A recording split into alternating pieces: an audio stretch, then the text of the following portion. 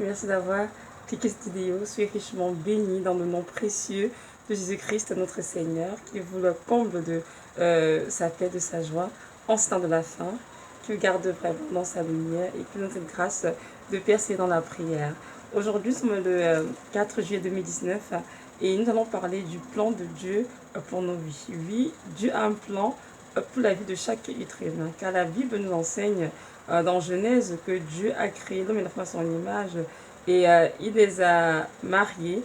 Il leur donne d'autorité sur toutes choses, il leur demandait comment dirais-je, de se multiplier et d'assujettir la terre. Donc nous comprenons bien que tous les êtres humains ont été créés à l'image de Dieu et qu'ils ne sont pas le fruit du hasard comme certains le pensent ou bien l'enseignent. Non, nous venons de quelque part, nous avons été dans la pensée divine avant la fondation du monde. Et Dieu connaît parfaitement les jours qui sont destinés à chacun et ce pour qu'ils envoient sur cette terre. Donc notre rôle en tant qu'être humain est de connecter à ce plan que Dieu a pour nous, chacun d'entre nous, et de vivre en fait vraiment la vie qu'il a pour nous.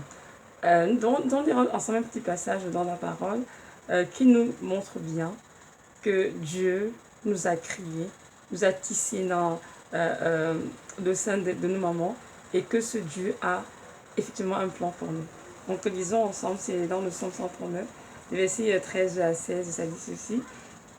C'est toi qui as formé mes reins, qui m'as tissé dans le sein de ma mère.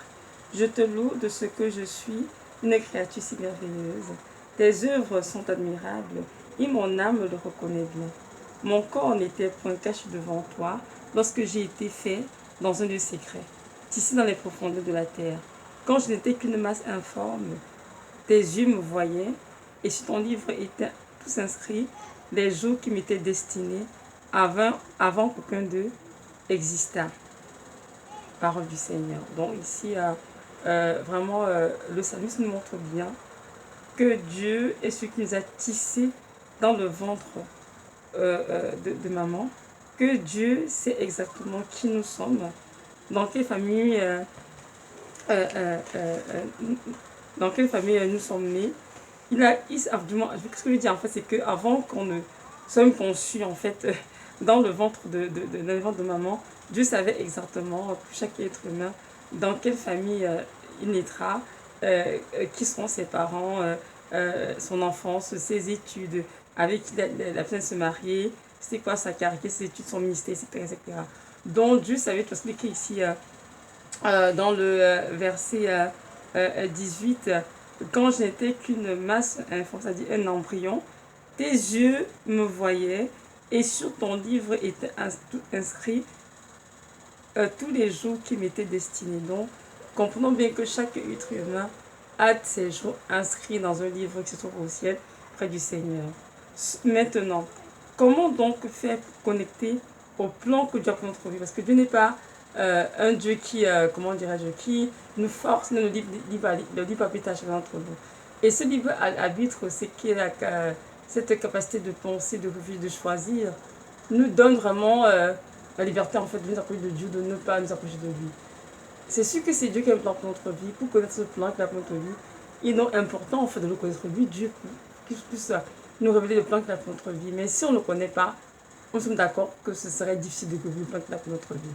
Donc Dieu, dans sa pensée divine, avait déjà comment dirais-je, programmé que l'être humain à un moment donné allait sentir sa misère, comment dirais-je, le vide en lui, c'était la quête de son existence et chercher justement à connecter avec lui, c'est-à-dire en le ressentant dans sa vie comme son sauveur et son Seigneur.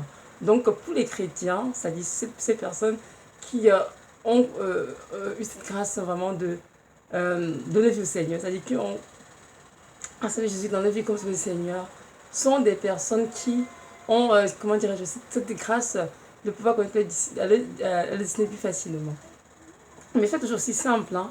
Parfois, il y a des gens qui donnent leur vie au Seigneur, mais continuent de vivre pour eux-mêmes, de faire ce qu'ils tentent. Mais un véritable enfant de Dieu qui est converti, qui lit la parole, comprend tout de suite que Dieu aime pour sa vie et qu'il est inutile de se battre contre Dieu, de vouloir faire ce que nous voulons. Nous devons être totalement soumis au plan de notre vie et vivre cette vie qu'il a fait pour nous avant la fondation du monde. Donc, si tu es un chrétien, 15 habite ta vie au Seigneur, tu vas donc savoir que Dieu a un plan pour toi. Si tu as découvert ce plan et que tu le suis, que gloire soit rendue à Dieu. Mais si tu es un chrétien et quand tu le vis pour toi et fais ce qui te tente, tu vis selon tes propres argent, selon tes ambitions, tes envies, alors sache que Dieu a un plan pour toi, mais que c'est à toi de le découvrir. Quand on découvre le plan que Dieu a pour ta vie, c'est évidemment, ce sera très la relation d'intimité que tu auras avec lui. Comme c'est écrit dans la parole là, Dieu nous appelle des fils et des filles d'un père. Et nous savons tous qu'un père et son fils, son père et sa fille, doivent avoir automatiquement une relation pour pouvoir se connaître, évidemment, entretenir une amitié, une relation père-fils, une relation père-fille. Donc, c'est la même chose pour le Seigneur. Si nous sommes enfants de Dieu, si nous avons dit non au monde parce que dans nos vies comme sur le Seigneur, nous sommes supposés dans la future étape, donc développer une relation de avec lui. Et c'est dans cette relation de que nous allons apprendre à découvrir qui est Dieu, qu'est-ce qu'il fait pour nous et qui nous sommes-nous en lui en tant qu'enfants de Dieu, qui sommes-nous en Christ, quelle est notre identité aussi, qui nous amène chacun à connecter à sa destinée et fait exactement ce pourquoi il était envoyé sur terre. Donc, si tu es un enfant de Dieu, tu es chrétien et que tu rencontres ce temps de t'arrêter, prends dans le Seigneur et de dire Seigneur, j'aimerais que tu me dises c'est quoi le pour ma vie. Je veux que tu arrêtes de vivre pour moi, je veux arrêter de courir après tel ministère, telle carrière, tu m'as allé toutes sortes de projets que l'on va en tant qu'être humain et vraiment saisir parfaitement le plan pour ma vie. Quand je veux vivre pour toi et faire ce pourquoi tu m'as créé, Seigneur, car c'est toi qui es mon Père, c'est toi qui es mon Dieu. Tu sais exactement ce que tu veux préparer pour moi avant que je ne naisse. Donc, c'est ce plan-là que je veux, Seigneur. Maintenant, je n'es pas encore un chrétien et que tu es une personne qui vit sa vie selon comment dirais-je, ses affinités, ses ambitions, etc. Surtout que tu saches que tu as un Dieu qui t'a créé. Et ce Dieu aussi a envoyé à la Golgotha son fils unique qui s'appelle Jésus de Nazareth, se donner sa vie pour toi. Donc c'est la parole que Jésus-Christ est l'agneau immolé qui a ôté le péché du monde. Amen. Donc Jésus-Christ est mon Golgotha pour toi. Et si tu veux connaître la destinée qu'il a pour toi, le plan qu'il a pour ta vie, c'est important que tu puisses l'accepter dans ta vie comme ton Dieu, ton Seigneur, en te repentant tous tes péchés, et que par la suite, tu puisses devenir une relation d'intimité, une relation de père et de fils, père et fille, et dans cette relation d'intimité, il va se révéler à toi clairement pour te dire ce pour qui t'a créé, c'est quoi le but que tu dois, c'est quoi ton but ici-bas et ce que tu vas faire pour lui. Donc, je t'encourage, pour le Seigneur, vraiment à faire cette prière de repentance et à vraiment lui ouvrir ton cœur. Et il viendra vraiment habiter dans ton cœur comme ton sauveur et ton Seigneur. Donc, voilà. Maintenant, donc, je suis la vidéo avec un autre passage qui se trouve dans Philippiens, non, Éphésiens 1, pardon. Éphésiens 1 qui vient justement mentionner ce que du 139, qu'effectivement Dieu nous connaissait tous avant la fondation du monde et que ce soit le fruit du hasard. Certainement pas. Donc, Éphésiens 1, c'est un chapitre très très long, très édifiant. Donc, je lis quelques extraits pour soutenir la vidéo, soutenir en fait, je veux dire, l'enseignement. Et vous pourrez le lire chez vous si vous voulez, c'est très très intéressant, très édifiant. Et c'est aussi un des textes qui nous rappelle constamment qui nous sommes en Christ et qui nous a vraiment, comment dire, nous a vraiment créé à son image, il a vraiment un but pour nous. Donc voilà, c'est ça. Donc je vais lire des versets 1 d'abord jusqu'à, je dirais, voilà, jusqu'à 7. Donc ça dit ceci. Paul, apôtre de Jésus-Christ, par la volonté de Dieu, aux saints qui sont à Éphèse et aux fidèles en Jésus-Christ. Que la grâce et la paix vous soient données de la part de Dieu, notre Père, et du Seigneur Jésus de Nazareth. Donc ici, nous voyons bien que Paul adresse la lettre aux saints qui sont à Éphèse et aux fidèles en Jésus-Christ. Donc ici, la lettre est adressée aux chrétiens. Donc ceux et celles qui ont vraiment pris l'engagement de renoncer au péché et de donner vie au Seigneur. Donc ceux qui ont reçu en eux le Saint-Esprit de Dieu. Donc ça continue ici au verset 3. Béni soit Dieu, le Père de notre Seigneur Jésus-Christ, qui nous a bénis de toutes sortes de bénédictions spirituelles dans le céleste en Christ. En lui, Dieu nous a élus avant la fondation du monde pour que nous soyons saints, irrépréhensibles devant lui, nous ayant prédestinés dans son amour à être ses enfants d'adoption par Jésus-Christ selon le bon plaisir de sa volonté. Verset 4. Donc nous comprenons bien, comme je dis ces versets, que Dieu nous a élus tous avant la fondation du monde pour que nous soyons saints et répréhensibles devant lui. Il nous a prédestinés dans son amour être les enfants d'adoption par Jésus-Christ selon le bon plaisir de sa volonté. Donc Dieu savait exactement comment de nous donner vie. On allait recevoir le Seigneur de Nazareth comme sauvé Seigneur, parce que c'est lui qui a été envoyé pour ôter nos vies, pour donner sa vie comme sacrifice expiatoire pour tous les êtres humains. Donc tous ceux qui ont reconnu le sacrifice du Messie, Jésus de Nazareth, ont accepté ce Dieu comme le sauvé Seigneur, et dès lors marchent à sa suite dans une obéissance parfaite, et aussi sont bien conscients qu'ils doivent marcher selon ses lois, selon ses ordonnances, et se soumettre au plan qu'il a pour leur vie. Amen. Donc c'est pour ça que Paul écrit donc à ces chrétiens d'Éphèse et à ces fidèles en Jésus-Christ pour leur rappeler justement ces choses, de ne pas oublier cela. Nous sommes des enfants qui ont été adoptés pour Dieu par qui? Par son Fils unique, Jésus de Nazareth, qui a donné sa vie au Golgotha pour ôter le péché du monde. Donc c'est ça. Donc on dit ici au verset 6, à la louange de la gloire de sa grâce qu'il nous a accordée en son bien-aimé. En lui, nous avons la rédemption par son sang, la rédemption des péchés selon la richesse de sa grâce, que Dieu a répandu abondamment sur nous par toute espèce de sagesse et d'intelligence. Nous faisons connaître le mystère de sa volonté selon le bienveillant dessein qu'il a formé en lui-même. Amen. Donc, comme j'ai dit tout à l'heure, c'est par le sacrifice divin à Golgotha que nous avons rémission de nos péchés, c'est-à-dire que nos péchés sont pardonnés, oubliés, effacés. Donc, c'est vraiment la rédemption, c'est-à-dire qu'il nous scelle de cet esprit, comme nous disons, en disant ça, ces enfants, dorénavant, sont mes enfants, et sur eux repose le Saint-Esprit de Dieu. Donc, Dieu a pensé ces choses avant la fondation du monde, et il a fait cela de sa propre, on dit quoi, souveraineté en fait. Donc, selon lui, il a fait ce qu'il a voulu. Nous sommes les enfants qui sont prédestinés à connaître Christ et à marcher vraiment dans ses voies. Donc, c'est ça. Donc, juste pour nous dire que notre Seigneur a effectivement un plan pour nous. Notre Seigneur a effectivement pensé à nous avant même qu'on ne soit conçu dans le ventre de maman, et que c'est important de ne pas négliger cela pour nous qui sommes chrétiens.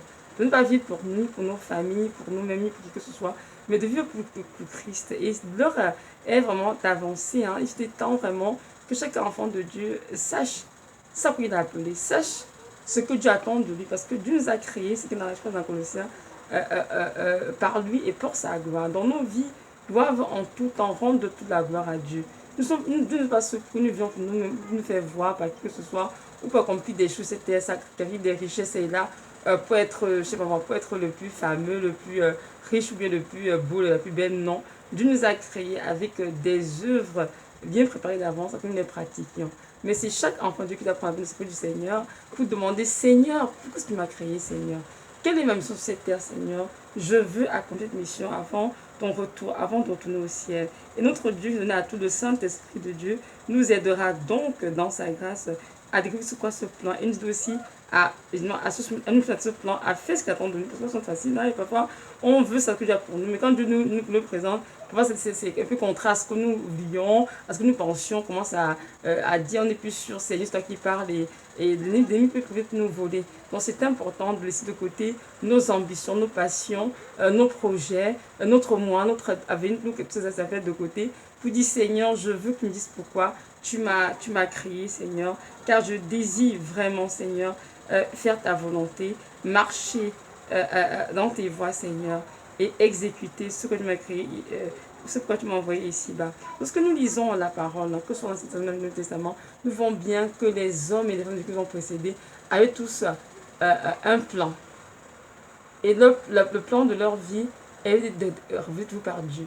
Donc tous les cycles, tous les épreuves de leur vie, en fait, les ont préparés pour ce plan et pour faire exactement ce que Dieu attendait d'eux. Donc, vu Moïse, il est né en Égypte dans une période très difficile pour les peuples d'Israël, pour les Hébreux. Le pharaon a fait assassiner tous les bébés mâles, mais lui, il a survécu parce que Dieu a payé Moïse pour être le futur leader qui allait délivrer les Israélites de l'oppression de Pharaon. Et il s'est produit combien 80 ans plus tard, il est celui que Dieu a envoyé délivrer son peuple. Amen. Donc, ça, c'était la destinée de Moïse, tellement cet homme que Dieu a préparé pour la délivrance du peuple d'Israël de l'Égypte. Et il a vraiment, on dit dans l'Exode, dans la parole, on voit bien que Moïse a été soumis au Seigneur. C'est l'homme à qui Dieu appelait face à face. Il a vraiment fait ce pourquoi Dieu avait créé. Après sa mission, Dieu l'a rappelé au ciel, tout simplement. Nous pouvons lire beaucoup, il y a Élie, hein, le prophète Élie aussi, qui a fait de grandes choses, de grands miracles au Seigneur. Il était tellement saint, tellement pur, il était juste enlevé. Il n'a pas commis la mort, tellement il était pur et saint. Donc, juste pour dire que chacun d'entre nous a sa destinée, Dieu a un plan pour chacun d'entre nous. C'est important de découvrir c'est quoi ce plan, c'est quoi cette destinée, et vraiment d'accepter avec humilité et reconnaissance de se soumettre à cela. Ne pas chercher à contredire le Seigneur, à le contester, ou à le manipuler, mais à raisonner, non. Tout ça de côté, parce que ce n'est pas du tout ça qui importe. Ce qui importe, c'est vraiment de dire Seigneur, quand tu es de moi et je vais le faire. Nous avons aussi le roi David, hein, qui avait été ce jeune berger, le plus jeune d'une famille, de grands hommes de guerre, mais Dieu l'a choisi, derrière les peuples, peut être le roi d'Israël. Et ça, c'est quelque chose. Il avait été très très jeune, David, hein, parce que Dieu l'a choisi en tant que roi. Donc c'était ça le destin de David. Il a été préparé avant le monde entier pour être quoi? Pour être le roi d'Israël. Et lorsque le temps arrivé, il était roi. C'est vrai qu'il y a eu une guerre terrible entre lui et Saül, qui avait été, comment dirais-je, qui avait été, dont la route avait été enlevée par Dieu à cause de sa désobéissance. Mais nous voyons bien que malgré toutes les difficultés que David a rencontrées, il a effectivement régné sur Juda, sur tout Israël pendant 40 ans. Amen. Donc, c'était sa destinalité d'être roi d'Israël. Et même ce qui était berger, hein, Dieu n'a pas oublié ce temps que David. Dieu a, en son temps, au moment venu, Dieu a révélé à David clairement c'est quoi le plan de David. Et David a compris que c'est lui qui devait être Israël. Et il s'est soumis à cela. Et également Joseph, qui nous avons tous Joseph, le fils de Jacob, bien sa vieillesse avec Rachel. Joseph était très très aimé par son père, tous, et ses frères le détestaient. Joseph a été vendu comme esclave en Égypte à ses frères. Il était dans la maison de Potiphar. Il a été en prison pour un crime qu'il a commis. Mais tout cela pour être gouverneur de l'Égypte. Pourquoi? Parce que Dieu payait Joseph être à cette place, parce qu'il savait bien qu'à dans l'avenir lointain, il y aurait une famine, une grande famine. Et c'était en Égypte, il fallait aller chercher des vivres pour survivre. Et effectivement, par tout ce que Joseph a accompli, c'est ainsi qu'il a pu sauver sa famille, ses frères et son papa. Donc ça c'était aussi la mission de Joseph. Et après, il s'est installé, il s'était bien à l'aise en Égypte et tout. C'est après cela que Joseph est mort. Nous avons tous cela. Donc, pour dire que chacun a un plan. Mais c'est à nous de découvrir c'est quoi le plan de nos vies et de nous soumettre à cela.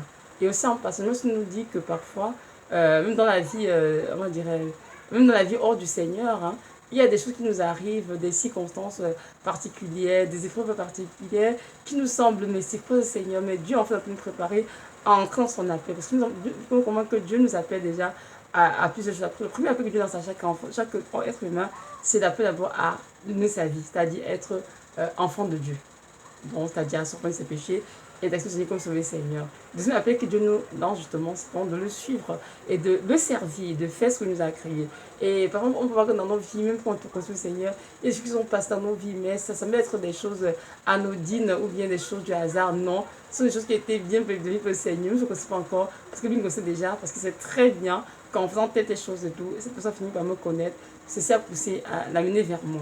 Voyez-vous, donc c'est un autre Dieu, vraiment, c'est un Dieu, comment on dit, c'est vraiment la sagesse infinie, il sait toutes choses en avance, et avec lui, tout est précis, tout est clair, il n'y a pas de confusion, et même si on est dans nos vies du monde, on bouge, n'importe quoi, Dieu nous connaît parfaitement, et il sait exactement à quel moment il va se révéler à nous pour qu'on puisse le connaître. Donc, c'est ça. Notre Dieu est un Dieu qui est aussi très patient. Et comme je dis dans le livre de vidéo, il y a notre libre arbitre. Et si je ne force pas, chacun est libre de suivre Dieu. Chacun est libre de faire ce que Dieu attend de lui. Chacun est aussi libre de ne pas faire, hein, c'est-à-dire de faire ce qui lui tente. Mais c'est sûr que c'est un enfant de Dieu qui a connu Christ et qui aime Jésus.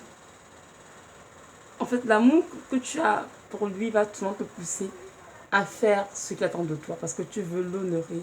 Tu lui fais plaisir, tu veux son cœur parce que tu l'aimes, parce que c'est ton Père. Amen.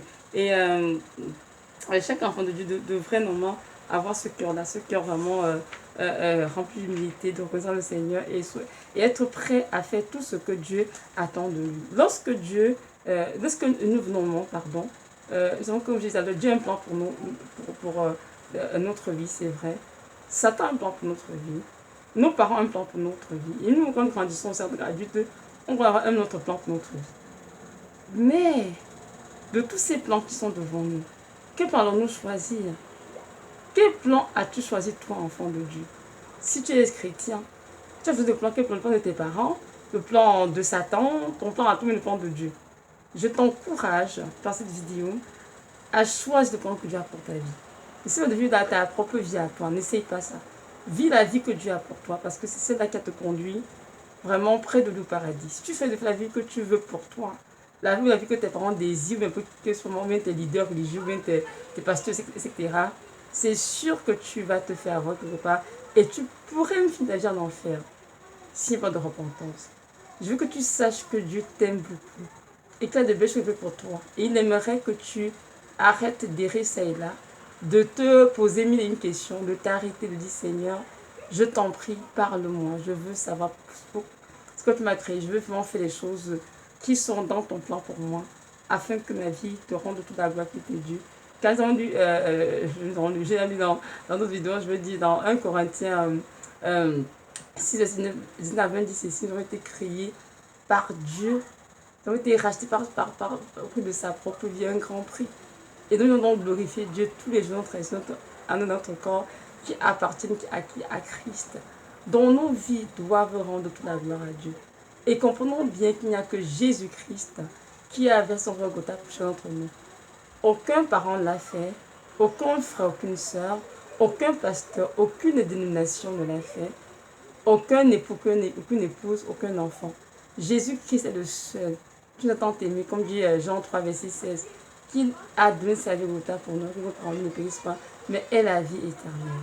Alors, mes frères et sœurs, arrêtons de vivre pour nous, arrêtons de vivre pour plaire à nos parents, à nos frères et sœurs ou à nos pasteurs, nos dénominations, mais vivons vraiment pour Christ. Jésus qui est notre berger par excellence, il est le souverain pasteur de tous les brebis. Et sa volonté, c'est que chacun de nous découvre son plan pour nos vies et puis que nous puissions vraiment nous soumettre à ce plan. Ce plan que c'est en même temps notre destinée. Donc nous devons tous vraiment travailler à cela avec une entière persévérance. C'est sûr que Dieu n'est pas obligé de dire les choses d'un coup pour dire bon voilà tu seras si forcément. Non, Dieu nous laisse aussi ce chemin. On marche tranquillement avec lui et à un moment donné les choses se dessinent en fait toutes seules. On va, oh mais tiens, voilà, c'est ça quoi je suis appelée. Oh mais voilà, c'est évident. Voyez-vous, donc Dieu est obligé de venir dire, je suis dans une vision, dans un rêve, voilà, il est venu, je t'appelais être ci, ça, non, pas forcément. Enfin, Dieu peut commencer à nous révéler par petits bouts, nous on peut nous faire confiance et le suivre aveuglement, avec comment cette paix que notre Dieu nous aime, d'un amour éternel conditionnel et que jamais ne mentira. Donc il nous conduira assurément dans la bonne destinée. Disons que Satan, lui, c'est un menteur, un séducteur. Mais Dieu ne ment jamais. Lorsque Dieu nous visite et qu'il veut nous conduire sur le chemin de la vie éternelle, il nous conduit pour de vrai. Il a comme un père, un berger. Il prend sur nous, il nous console, il nous encourage, il nous éduque, il nous corrige, il nous enseigne, etc. Et tout cela, il nous prépare aussi, souvent comme épreuve, comme difficulté, pour entrer dans la paix qu'il a pour nous. Mais aussi les hommes et les femmes de Dieu à qui Dieu a révélé clairement leur destinée, mon Dieu, sans détour. Et c'est magnifique de voir ça, c'est certain. Mais ce que je dis, c'est que Dieu faisait tout le monde. Non, pas Dieu prend son temps, il fait ce qu'il veut chacun d'entre nous. Non pas qu'il le Père souverain. Et il fait exactement ce qui il agit en fait, je dis, sans sa propre souveraineté. Donc voilà, si nous allons dans Jérémie, dans Jérémie 1, des versets 4 à 7. non, 4 à 8 je dirais.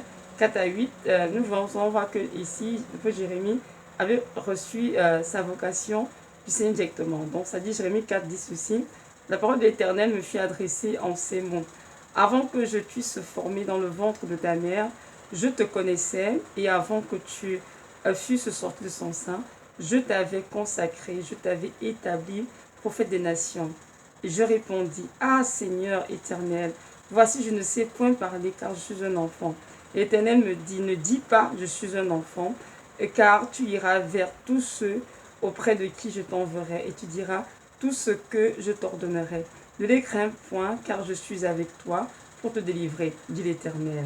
Amen. Donc c'est notre prophète Jérémie qui a reçu la vocation du Seigneur, mais très clairement, vraiment sans détour, sans cache-cache, tout était très clair dessus. Et bien qu'il était très jeune, il avait peut-être, je sais pas, 17 ans, Jérémie, je ne me trompe pas, ou 15, en fait, il était très très jeune, vraiment dans l'adolescence encore, quand Dieu l'a appelé, voyez-vous. Et comme nous disons, le livre de Jérémie, bon, bien comment, il était un prophète qui s'est Dieu vraiment avec beaucoup de douleur, de lamentation. Il a accepté d'être rejeté de tous, il a accepté d'être rejeté. Il était dans la visite du peuple, autour de lui, il a vécu beaucoup d'atrocités, beaucoup comment dirais-je, de torture, à cause de ce qu'il donnait la parole du Seigneur. Il est resté fidèle, fidèle jusqu'à la mort, à son appel. Donc, Dieu nous invite vraiment à venir à lui. Je découvre chacun aussi le plan qu'il a pour notre vie et de faire ce qu'il attend de nous. Moi, ça fait combien d'années? Bientôt 19 ans, je pense, qui ne sont pas que le Seigneur. Quand je suis allée à l'étranger, moi, c'était vraiment pour entrer à l'école de médecine et puis continuer ma vie tranquillement. Évidemment, j'ai étudié sur la santé, j'ai commencé à travailler en pharmacie, beaucoup de choses. Mais à un moment donné, je me suis mariée, j'ai commencé à faire des enfants. Et moi, je suis tombée malade. À un moment de ma vie, je suis tombée malade. Et évidemment, c'était très difficile parce que j'avais été en dialyse. Elle avait été attaquée. J'avais fait une préclampsie lors de l'accouchement de mes deux premiers enfants. Et mes reins avaient été atteints vraiment profondément. Donc, j'avais été en dialyse et j'ai eu des moments très difficiles. Donc, dans cette douleur extrême, je pleurais, disais, Seigneur, comment ça se peut ce que je vis, Seigneur, je te connais. Comment ma vie peut être ainsi, Seigneur?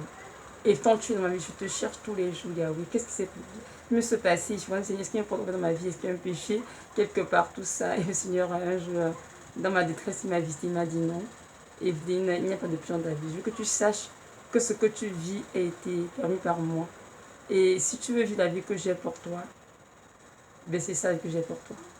À moins que tu désires vivre, ma fille, la vie que tu as pour toi, que tu as la vie que j'ai pour toi, alors tout ce que tu vis en fait partie. Je vous assure, j'étais sous le choc parce que vous savez qu'on nous veut Seigneur, hein, moi toujours eu à cette vie fleurie, remplie de roses, sans difficulté quoi. On dit non, on va donner en bonne santé, on fait ce qu'on veut. Mais non, Dieu avait un désert avec moi pour me briser quand je devais, je ne savais pas. Et je ne savais pas comme je l'ai dit. Et franchement, j'étais dans le désert. C'était tellement dur, mais le Seigneur m'a montré, il m'a dit, je suis avec toi, je tiens ta main. Rien ne t'arriver. Tu me rappelles, Evelyne, mais c'est moi, mais tout ce que tu vis, dans le but que tu rentres dans mon cœur, que tu me connaisses vraiment, moi, le Dieu qui t'est sauvé. Et effectivement, c'était un moment de ma vie très difficile, passé comme ça des années, hein, vraiment très malade, la santé est vraiment très difficile. Je me rappelle qu'en 2014, je priais avec mon mari et puis le Seigneur a dit, Evelyne est un phare que j'utilisais pour éclairer beaucoup de personnes. Je ne sais pas qu'elle me pose la question de comment se passer, quand elle va le faire. Je sais qu'elle sache comment donner sa vie. Je m'adresser à elle en particulier. Et effectivement, j'ai commencé à enseigner, exhortant les petits groupes de femmes, dans les groupes de femmes et d'hommes aussi. Et à un moment donné, en 2017, le Seigneur m'a dit, je veux que tu commences à exhorter sur YouTube. Et au début, j'étais comme, non, je ne suis pas prête, Seigneur. Je n'ai rien à leur dire, Seigneur. Je suis trop, comment dirais-je, trop fatiguée, tout ce que j'ai vécu, Seigneur. Non, j'ai rien à dire à personne. La personne m'a dit non. Je n'ai pas dit, non, tu es prête vraiment, donc vas-y. Donc c'est comme ça que j'ai reçu l'appel vraiment et j'ai dit ok Seigneur. Et là j'ai commencé donc à couper ma chaîne tranquillement. Et le Seigneur a commencé à me viser de plus en plus dans mes sons, les messages à donner, tout ça. Et j'ai compris et pourquoi en fait. Il m'a dit t'appeler depuis et longtemps. C'est pour ça que tu as tout le désir en toi d'enseigner, quand tu es en santé, d'enseigner, d'exhorter. C'est parce que je t'appelle à faire ce que la peau édifie mon peuple. Voyez-vous, donc aujourd'hui, Je me pose la question, qu'en est-il des études de médecine? Je dis, oh non, non, c'est du passé ça. Qu'en est-il de tous les projets que j'avais? Je dis, oh non, tout ça a été mis de côté parce que je voulais absolument entrer dans le plan que Dieu avait pour moi. Donc, si vous dites que Dieu a un plan entre nous, il faut non plus copier le plan de quelqu'un, copier quelque chose, il faut s'en tenir à faire ce que Dieu nous dit pour notre propre vie. Parce que nous avons des vies différentes, des destinées différentes, des parcours différents, voyez-vous, des appels différents. Donc c'est important que chacun d'entre nous s'en tienne exactement à ce que Dieu lui a dit et ne pas chercher à copier la vie de quelqu'un d'autre. Comme je viens de citer dans la parole, nous avons vu Moïse avait son appel, David c'était un roi, Joseph c'était pour être revenu de l'Égypte, Moïse était un leader pour sortir d'Israël l'oppression de Pharaon. Nous avons vu Déborah qui était prophétesse, qui était juge. Hein. Nous avons vu Élie, mon Dieu, Samuel, le prophète et juge aussi. En tout cas, chacun a son appel en fait. Il ne faut pas essayer de couper quelqu'un. Il faut tout simplement nous assurer que Dieu nous a vraiment parlé, que c'est lui qu'on a entendu et qu'on lui fasse confiance pour le reste. Il va nous équiper, nous sanctifier, nous aider à faire son œuvre car nous comprenons bien que c'est lui qui est tout autre de nous. Nous, ce qui nous doit, c'est d'être obéissants et Dieu fera dans toutes choses. Donc, c'est ça. C'est sûr que si je me mets à témoigner de tout mon parcours par rapport à mon appel et ma vie, ce serait très long. Donc, je te fais ça comme je fais un peu rapidement tout à l'heure. Je te dis, oui, les grandes lignes, pourquoi je suis passée et tout. Juste pour nous dire que notre Dieu a un plan pour vous, il a un plan pour moi. Et c'est important que si tu es enfant de Dieu, que tu vives exactement la vie que Dieu a pour toi. Vis ta vie, sachant que à la fin de ta vie, tu vas devoir rendre compte à Dieu ce que tu as fait de ta vie. C'est d'épouser ce qu'il t'a donné. Vous savez, Dieu me dit aux gens qui sont en santé. La santé est un double don. Pourquoi? Pour moi, la vie, c'est un don. En soi, être en vie, c'est un don de Dieu, nous savons tous. Mais être en vie, être en santé, c'est un double don, dans le sens où, quand on a la santé, on fait quelque chose pour le Seigneur. Quand je vois les personnes qui m'entourent, comme tu as la santé, certes, Dieu, le Dieu qui t'a créé, qui t'a aimé, donne-toi à lui entièrement et fais tout ce que tu demandes de faire. Parce que quand on va santé, hein, quand on vous dit, qu'on ne vous trompe pas, on est limité à faire des choses pas faites pour le Seigneur, parce qu'on n'est juste pas bien, parce qu'on n'a pas la santé. Mais est-ce qu'on a cette santé? C'est vraiment mieux de servir notre Dieu avec cette santé, de faire tout ce qu'il nous demande, de faire que son nom soit glorifié, que son peuple sur terre, son règne puisse s'épandre. Donc c'est ça, je nous encourage vraiment tous à nous, à nous rappeler que notre Dieu revient bientôt. Et que nous devons rendre compte, qu'on a vécu nos vies, de un. Et de deux, nos œuvres vont nous suivre dans l'éternité. Ça, c'est une chose importante à mentionner. Donc, la façon dont tu vis ta vie ici, en ce moment, va déterminer comment sera ton éternité. Alors, c'est le temps donc de ne pas t'amuser avec cela, mais de vraiment entrer dans le plan que Dieu a pour toi. Si tu es dans ce plan et que tu le suis comme Dieu te le demande, que Dieu soit béni. Mais si tu as l'impression que tu vis toujours pour toi, tu fais des choses juste pour toi, ce qui te tente, tu consommes du Seigneur d'agir, et tant que tu t'arrêtes dans le consulter, donc tu dis Seigneur, je veux savoir ça quand tu m'appelles, je veux vraiment faire ce que tu attends de moi, donc vis pour moi maintenant. Donc voilà, c'est ça. Je me suis juste nous rappeler que notre Dieu revient bientôt. On n'a pas oublié de nous préparer vraiment pour son retour, c'est-à-dire de mettre nos vies en règle, de demander Seigneur, je t'en prie, aide-moi à mettre dans ma vie, Seigneur, tous les péchés cachés doivent être confessés. Toutes les choses à venir qui sont faites doivent être arrêtées. Repentance totale et renoncer à ces choses-là. Oui, c'est le temps de comprendre que tu reviens bientôt. Et il faut bien comprendre que notre Dieu ne fera association de personnes pour le favoritisme. Il rendra à chacun selon ses œuvres. Donc, s'il y a dans nos vies des péchés cachés, des choses que nous ne devons pas abandonner, que nous faisons en cachette, loin des frères et sœurs, Dieu voit toutes ces choses. Et on doit rencontrer ce qui reviendra. Et comprenons bien qu'aucune souillure ne pourra entrer dans la Jérusalem céleste. Donc si Dieu revient maintenant pour prendre son église qui ne sont pas prêts, nous ne pourrons pas entrer au ciel. Aussi simple que ça. Il n'y a pas personne qui dit Seigneur, j'étais à l'église tous les jours, je l'avais le sort, j'ai prêché, j'ai enseigné, j'ai... Non, non, non, non. Oui, il faut bien prêcher, c'est très beau. Il faut enseigner, c'est bien. Il faut faire les œuvres de Dieu. C'est très bon aussi. Faites tout ce que Dieu désire, c'est bien. Ne n'oublions jamais une chose qui est dans les Hébreux 5:8. Heureux ceux qui ont le cœur pur quand ils verront Dieu. Ne peux pas Dieu va que ton cœur soit pur, que mon cœur soit pur si vous voyez Dieu. Donc c'est important de nous affairer tous les jours à nettoyer notre cœur dans le sens de la nuit. Elle dit Seigneur, réveille mon cœur, nettoie mon cœur et ôte de mon cœur toutes les racines de péché qui peuvent s'y cacher dans le nom de Jésus. Et notre Dieu est là pour nous aider à le faire. Le Saint-Esprit en nous est là pour nous aider vraiment à mettre le doigt sur ce qui ne va pas dans nos vies, c'est ce qui dérange le Seigneur, ce qui attriste le Seigneur, que nous puissions nous en repentir sincèrement, nous en départir de toutes ces choses qui sont affreuses à ses yeux. Et c'est le temps de faire ça maintenant. Pas faire l'avance, il faut faire ça maintenant si tu veux te rendre. Si tu veux rendre aussi le Seigneur, c'est maintenant qu'il faut faire ça. Donc laisse tomber les activités mondaines qui prennent ton temps et cherche ce Dieu afin qu'il se révèle à toi, afin qu'il te montre ce qui doit être fait dans ta vie, que tu sois prêt pour son retour. Donc voilà, vraiment merci de m'avoir écouté et que notre Dieu nous accorde à tous cette grâce vraiment de ne pas prendre notre appel à la légère, le plan qu'il a pour nous via la légère, de le chercher avec rigueur, avec respect et vraiment avec assiduité, jusqu'à ce que ça va à nous et que nous puissions prendre l'engagement de nous soumettre à lui totalement, avec une confiance aveugle, sachant que c'est un Père qui aime ardemment, qui est plein de bonté, de compassion. Il est là pour nous aider justement à entendre destinée et à faire exactement ce pourquoi il nous a créés sur terre. Nous avons vu dans la parole, il a assisté tous les hommes qui appelés, que ce soit Paul, Pierre, David, Moïse, Déborah, Ruth, Naomi, toutes les personnes qui étaient appelées Seigneur, il les a assistés durant toute leur vie et après ils ont été salués comme étant des fidèles serviteurs du Seigneur. Donc voilà, maintenant si tu m'écoutes et que tu ne connais pas ce que fait ce Dieu, je veux juste te dire que Jésus de Nazareth est le seul Dieu qui peut te donner le salut.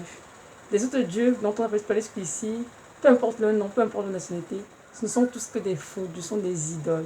L'unique et le véritable Dieu qui peut te donner la vie éternelle, c'est Jésus de Nazareth. Donc je t'encourage vraiment à te repentir de tous tes péchés, d'aller offrir ton cœur, le recevoir dans ton cœur comme ton sauveur et ton Seigneur. Je sais que tu ne regretteras pas, car je sais qu'il soupire après ton âme. Et une fois que tu as donné ta vie, il va te montrer clairement le plan qu'il a pour ta vie, ta destinée. Il va te montrer clairement ce que tu as fait pour lui. Donc voilà, merci d'avoir écouté et que notre Dieu vous bénisse richement. Amen.